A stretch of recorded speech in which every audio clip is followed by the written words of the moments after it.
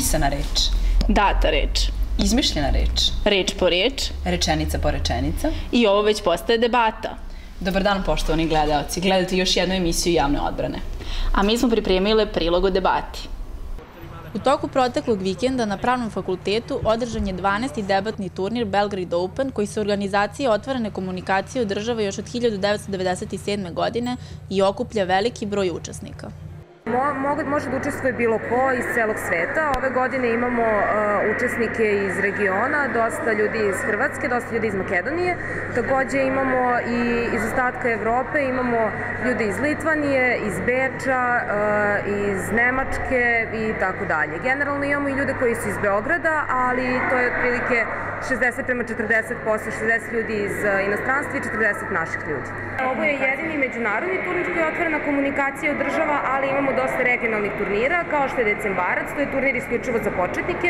Održava se polovinom decembra i dolaze ljudi najčešće iz regiona i ljudi koji su tek započeli početni kurs u Beogradu. Imamo Middleman, Monopol, to je turnir ekonomskog fakulteta, Danny Crane, koji je najveći naš regionalni turnir, on se održava na Fakultetu političkih nauka i u suštini to je to od turnira koja otvorena komunikacija ima, ali Belgrade Open je definitivno jedini međunarodni turnir. Pre samog početka turnira, strani učesnici podelili su sa nama svoje debatna iskustva i očekivanja od ovog takmičenja. Dolazim iz Zagreba, nisam prvi put u Beogradu, ali jesam prvi put na Belgrade Openu. Došao sam većinom zato, bit ću iskren, jer je tu hrpa ljudi koji poznajem od ranije iz okolnih turnira po regiji, iz generalno debatnog svijeta, što preko Facebooka, što uživo, a došao sam jednostavno debatirati, pokušati nakon organizacije Europskog u Zagrebu malo da mi se duša i tijelo opuste od silnog napora. Really, when we saw that Belgrade is having this tournament, we thought we never been to Belgrade. Očekivanja svakog debatera su da osvoji turnir. Bilo nam je zanimljivo u Beogradu jer nikada nismo bili tu. Ne samo da se takmičimo, već da vidimo grad, upoznamo ljude, druge kulture, jer je debatovanje upravo to. Upoznati druge ljude, zabaviti se, upravo to. Belgrade Open je poznat turnir u regionu. Dobar je, zabavno je biti ovdje i ljudi su zabavni. O kojim temama bi volao da debatuješ? Ekonomija, međunarodni odnosi, nešto od tih tema. 4 tima od po 2 učesnika dobijaju aktualnu temu na koju treba da argumentuju svoje stavove za ili protiv. Zatim sudije odlučuju koji tim ima najbolje govornike.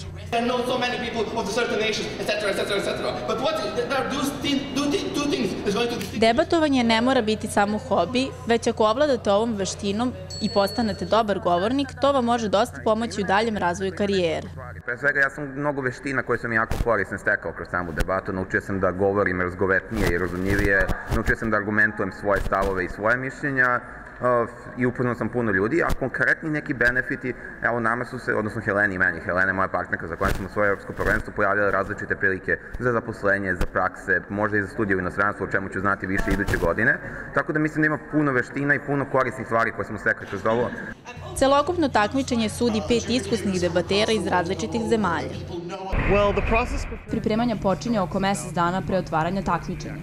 Počinje preko Google dokumenta. Glavni problem je što takmičenje ima sudije koji dolaze iz cijele Evrope. Evo ja živim u Izraelu, Medi Dinikan žive u Londonu, a Viktor i Stefan u Srbiji. Tako da imamo dokument gde se postavljaju svi predlozi za temu, a oko 30-40 tema koje smo napisali, a onda kada smo došli ovde suzili smo polje i izneli par tema koje nam se dopadaju i koje zadamo. Debatni turnir Belgrade Open upravo je završen ovde u Mixer House-u.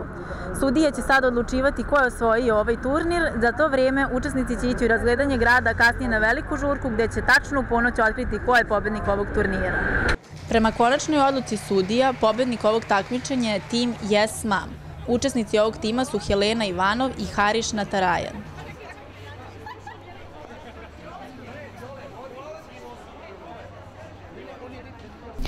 Problem pri čitanju o kojem se vrlo malo zna, a još manje govori, je disleksija.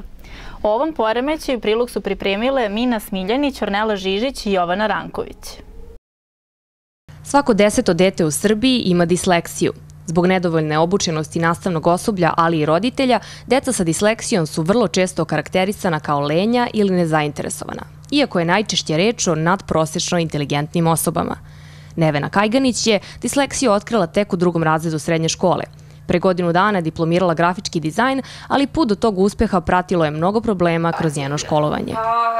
prosto ne želiš da čitaš, ne želiš da čitaš zato što shvatiš da nešto dobro ne vidiš, ne znaš da li je to stvar koncentracije ili je stvar, ne znam, tvog nekog vida ili čega već, i da ne bi ispao smešan pred drugarima, prosto se povlačiš i postoje deca koja se povuku, ja sam samo to izbacivala izbacivala sam sav svoj stres preko zdravlja, znači ja sam se razboljevala. Disleksija je poremećaj sposobnosti čitanja i pisanja, pri čemu je normalna inteligencija i ispravan vid. Ukoliko dete ima nivo čitanja 2 godine ispod svog uzrasta, to je jasan pokazatelj disleksije. Međutim, od defektologa Ivane Dakić saznajemo da ne postoji tako jasan način da se ovaj problem prevaziđe.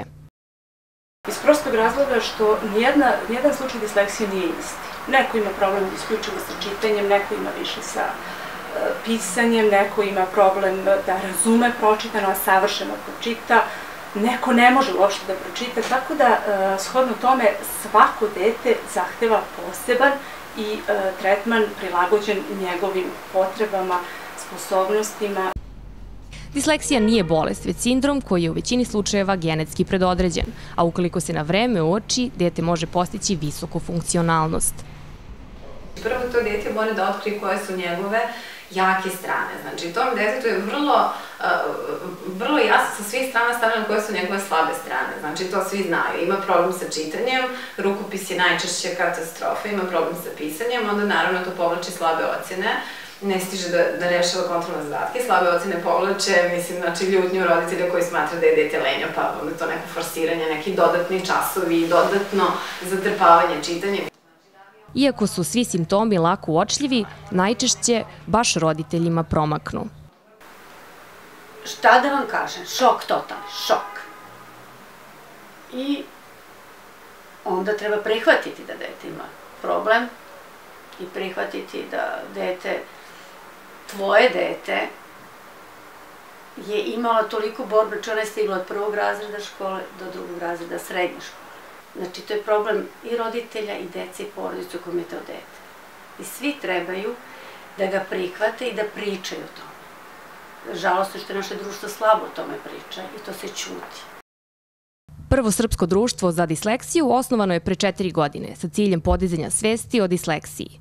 To je jedino udruženje u Srbiji koje svojim dobrovoljnim zalaganjem pruža podršku roditeljima.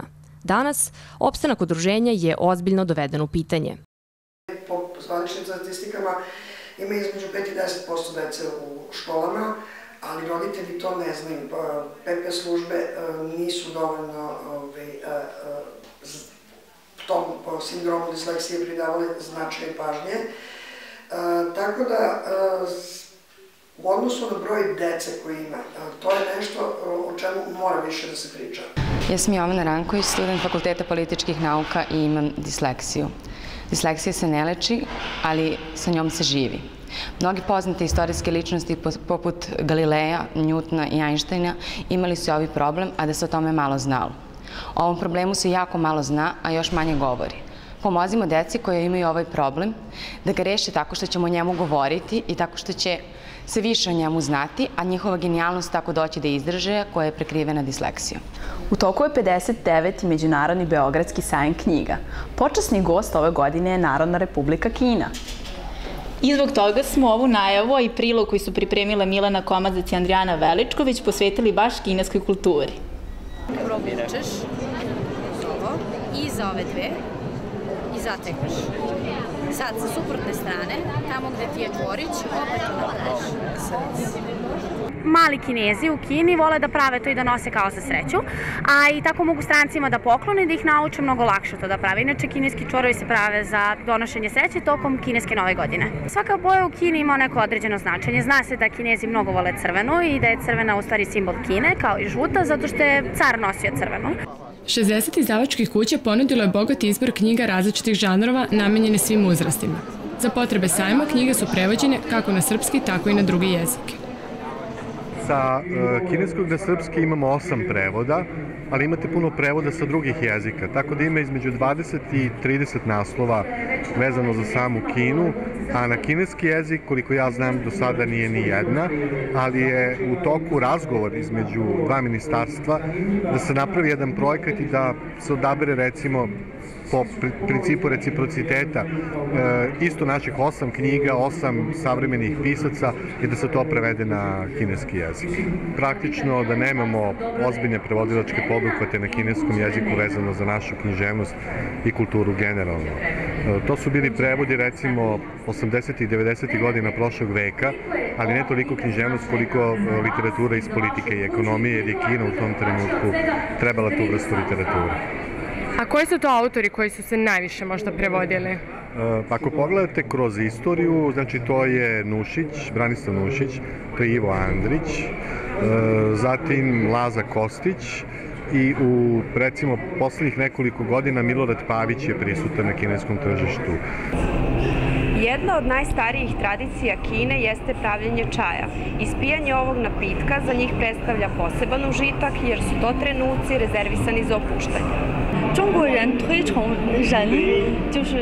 U kineskoj kulturi jako je bitan međuljudski odnos i ljubav između ljudi. Kultura pijenja čaja je raširena svuda u svetu, pa tako i u Kini. Ono što je bitno za čaj nije samo to da on dobro utiče na zdravlje ljudi, već čajna ceremonija traje dugo zato što je čaj vruć, pa ne može odmah da se pije.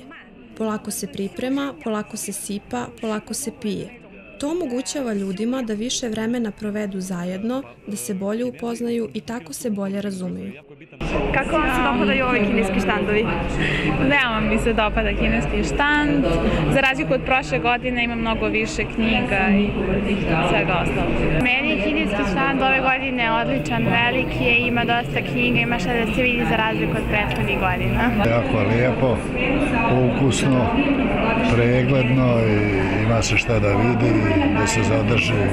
Autentično je u odnosu na ostali, na neke ranije štandove sa stvarima od prethodnih godina. Dobro, da li ste se možda osjećali kao da ste u Kini? Pa fali nam je neki čaj ili još bolje neka kineska hrana. Krajnje sam impresionirana. Istorijat pisma u Kini do modernih epoha stvarno ima šta da se vidi i nauči. Kod nas najveći tiraž na koji knjige mogu da računaju iznosi oko 20.000 primeraka. Poređenja radi, u Kini toliko primeraka dostupno je za prvo izdanje, a najčitaniji naslovi dostižu tiraž od 500.000. Dok gledate ovaj prilog, sajam je još uvek u toku i imate vremena do 21 čas, dok se ne zatvore kapije, da izaberete knjigu za duge zimske noći. U ispitnom roku studentima je jedan od većih problema to što ne mogu da nađu gde će da uče nedeljom. Prilog o tome pripremile su Katarina Milanović, Milica Tošić i Neda Jeremić. Kada dođu ispitni rokovi, najveći problem studenta je učenje. Neki uče danju, neki noću, neki 24/7, neki kod kuće, a mnogi u čitaonicama. Čitaonice postoje na fakultetima, u studentskim domovima i u većim bibliotekama. Radno vreme je uglavnom od ponedeljka do subote, što povlači pitanje gde se uči nedeljom. Pitali smo studente gde uče 7. dana u nedelji. Pa pošto živim sama, učim kod kuće, tako da mi nije problem što ne radim. Uglavnom kući ima da mi predstavlja veliki problem pošto ja ne mogu kući da učim i onda sam uglavnom i subotom ovde, svim radnim danima i subotom. Ne učim nedeljom. Učim kod kuće, ne predstavlja mi nikakav problem, skroz opuštena atmosfera, iako su moje kod kuće ne smetaju mi, tako da skroz je okej. Pa učim u stan, ali koliko stignem zato što nemam klimu, vrućina je, gužva, tako da ako nešto možete da uradite da počne da radi, bar neka nedeljom. O ovom pitanju, kao i o namerama rešavanja, govori potpredsednik Studentskog parlamenta Univerziteta u Beogradu Vladimir Živković. Što se tiče samog Fakulteta političkih nauka i rada studentske čitaonice, bilo je nekih pomaka da se produži rad vikendom, međutim i dalje, kao i u većini čitaonica u Beogradu, nedeljom čitaonica ostaje zatvorena za sve studente. Sa druge strane, Narodna biblioteka Srbije raspolaže kapacitetom od 12 čitaonica i 600 čitalačkih mesta. Slađana Stojaković objasnila je rad čitaonica kao i načine na koje stvaraju saradnju sa studentima. Čitaonice su prevashodno namenjene korisnicima koji koriste fondove Narodne biblioteke. S obzirom da nema možda dovoljno čitalačkih mesta u Beogradu i s obzirom da imamo toliko studenta i dobro je da je tako i akademskih građana, Imamo situaciju da 80% korisnika Narodne biblioteke su u stvari studenti. To je, mislim, jedna stvar koja traži jednu dodatnu organizaciju da bi mogla biblioteka da radi nedeljom. Treba da prostorno imate i kadrovski mogućnosti da bi biblioteka mogla da radi nedeljom. Iako u Beogradu postoji veliki broj biblioteka, studentskih domova i čitaonica, nisu u svakom trenutku dostupne potrebama studenta. Studentski domovi svoje čitaonice otvaraju samo stanarima doma, dok su ostale uslovljene radnim vremenom. Tako se studenti dovijaju na različite načine, učići u kafićima, parkovima, čak i u hodnicima fakulteta dok se renovira. Iako se ovaj problem čini manje bitnim, on je od velikog značaja za studente. Zbog datih okolnosti situacija je trenutno nerešiva, te će studenti morati da se prilagode postojećem režimu. Dok ovaj problem ne dođe na dnevni red, iskoristite nedelju za predah. Ovo bi bilo sve za današnju emisiju. Ja sam Katarina Vučković. A ja Ana Divac. Gledajte nas i sledeće nedelje u isto vreme na Studiju B. Doviđenja!